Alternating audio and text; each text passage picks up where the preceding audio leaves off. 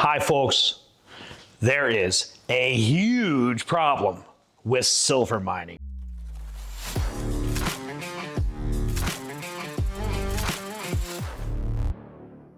Hi folks, it's Silver Dave at Local Silver Mint in Ware, New Hampshire, where we have the best selection and the lowest prices, but also informative videos.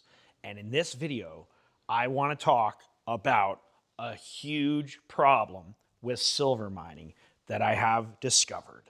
And it didn't even hit me till just yesterday. And when it hit me, I said, oh man, this is serious. We got to tell people about this. Okay, so we talk a lot about the silver price, gold price, platinum price, copper price. And a lot of people are expecting that precious metals may go up due to inflation, due to demand, other things. And in the case of silver, we're seeing silver being consumed at a new higher rate than ever before due to solar panels are consuming over 20% of the silver supply. Just solar panels alone. And solar panels are becoming more popular. And that is just one thing. There are also many batteries and different types of electric systems and electric vehicles, as well as many uses of silver that are going to need a lot of physical silver. And one of them that we talked about before, which might be gargantuan, even compared to solar panels, there was a new bill put forth in order to fund $500 billion for liquid-cooled data processing facilities for AI and for some different purposes. Donald Trump himself, with Larry Ellison on his second day, announced this. Now, whether that be a good thing for humanity or not is a whole can of worms in itself. But I'm not going to focus on that right now, but rather instead about the amount of silver that it's going to take to build those facilities. They are going to use an enormous amount of silver to do it. There's a problem. There isn't enough silver available to do all that. At the moment, they would have to produce a lot more silver in order to build those facilities. And right now, we're seeing that the COMEX and many of the holding places for physical silver are being drained. Just like we saw last month, gold being sucked out of those pipes and into physical delivery. People asking for physical delivery of gold. They were concerned about the supply. They're taking a physical delivery. Now we're seeing that with silver. People are asking for physical delivery. They want to get their silver, not a promise for silver. They want the actual silver. Hi folks, thanks so much for watching our video. I wanted to quickly interrupt and just tell you a little about the sterling sword. The sterling sword is solid sterling silver, and it's just a scaled down. We have a 1/3 size, a 1/2 size, and even full size sterling sword.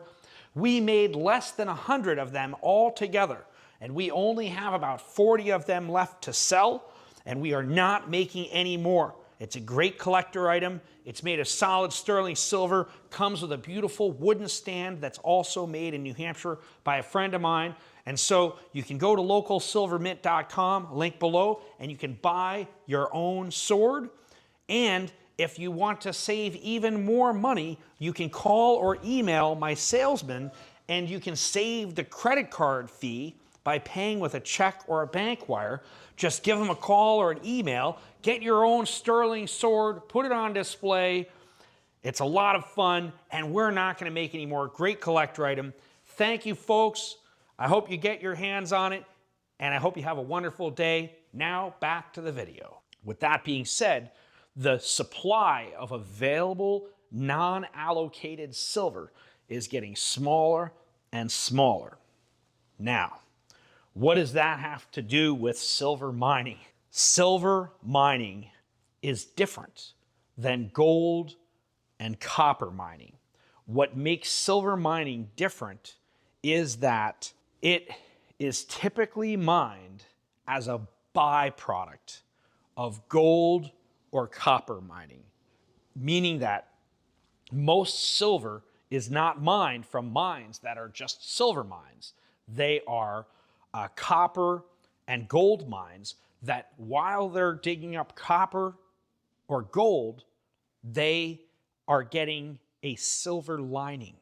That is, that a small percentage of all that's coming through is silver.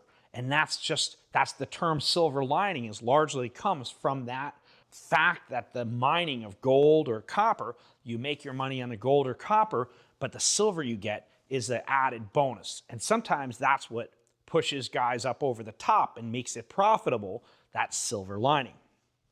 Now, there's approximately 800 million ounces of silver that is produced from mining efforts each year. And it's been varying 700, 800, 900 million ounces from mining, and about 200 million ounces comes from recycling of silver. And about 20% of the world's silver supply comes from Mexico. And now, so Mexico is the world's top producing country of silver, followed by China. China, number 2 world producer of silver. And both in Mexico and in China, though they are producing all of this silver, it is mostly, in the case of China, the top 3 silver producing mines in Mexico are gold and copper mines, gold or copper mines, that they are producing gold or copper and they're getting silver as a side effect. Now, why that's important is because as the supply of physical silver is depleting, it is going to mean that at some point they will need more silver in order to replace that, in order to meet the needs of the future consumption of silver for these data facilities, for solar power, for electric vehicles, and for bullion investors. And in turn, they are going to need this physical silver. Here's the problem. They can't just turn up the production of silver by itself, because the silver is coming as a byproduct of the copper or gold mining. And so, whereas with gold or silver, if the demand is exceeding the supply, not only is the price going to typically go up, but they can mine more aggressively, and they can also open up mines that have a lower yield that might typically not been in production until the price gets higher. But in the case of silver, they can't just turn up the silver production, because they have to turn up the production of copper or gold in order to get more silver. And so it's a problem, because they can't just increase the silver supply.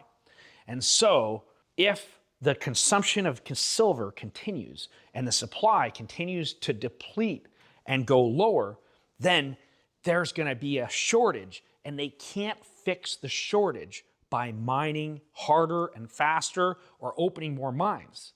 What it means is that this demand for silver, the overflow is going to have to come from somewhere. And where is it likely to come from? Well, they're going to need this silver, and that they'll pay what it takes to get it. So in turn, the silver price goes up, and people start selling their silver forks and spoons that they inherited. People are going to start digging in the basement, getting all the things that grandma left them that they, had just been sitting on, because they see the silver price is $50 or $75 or $100 an ounce. And they're saying, oh man, people are going to find silver out of all the cracks and crevices. And so in turn, this is the problem with silver mining. The silver mining can't fix the deficit of silver. And so the picture is painted very clear to me. There's about 10 big reasons for the silver price to move up in a tremendous way. And all you need is one, but there's easily 10 big ones. And the fact that we cannot get an enhanced supply of silver without cranking up the gold and the copper. That's a huge problem. Gonna be a huge problem. Where's that silver gonna come from? They're gonna have to get people to be willing to sell their silver. The price has to go up for that to work. And so in turn, this is where this silver mining, it can't just fix it. So I wanted to talk about this for a moment and just share this with you because it's like, oh man. Whereas in the past, I've often thought, well, when the price goes up, new mines open up that had lower yield and they just start producing more, more miners come to work. It's not as simple as that with silver. And then finally, before I close this off, is that the global power elite, I think what they've been doing is that they've been saving gold and spending the silver. And that they knew they'd kick the can down the road, they'd spend the silver, and by the time anyone noticed that all the silver was gone, the gig is up anyway, and this big reset occurs. And so in turn, when the reset happens, you probably want to have some silver, but I could be wrong, and I've been wrong before. However, the data speaks for itself, and so you'll have to do what you think makes sense, but I think that getting your hands on the physical silver when you can, when the price is accessible, I would say $36 an ounce silver, I think is still a super sale. So that's all I wanted to say. Thank you so much, folks, for watching and for watching these videos. Also, thank you for helping us reach 10,000 subscribers. Over 10,000 now. Thank you very much. That's awesome. So this is Silver Dave at Local Silver Mint reminding you to stack it up.